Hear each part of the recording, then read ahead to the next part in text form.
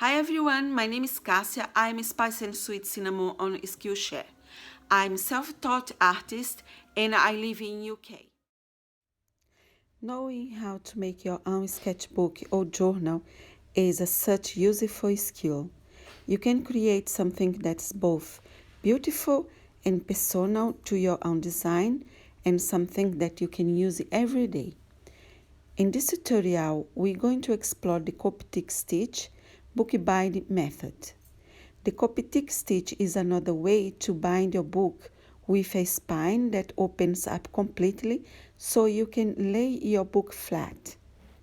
To create your own Coptic bound sketchbook or journal, all you really need is the cover material, paper inside, and the thread that holds it all together.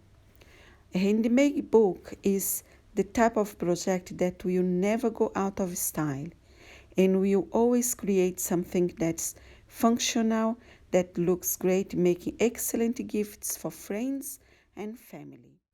So whether you want to make your own sketchbook, create a book as a gift, or just learn a new skill, please come and join me in this tutorial. I hope you guys enjoy this workshop and I see you in the class.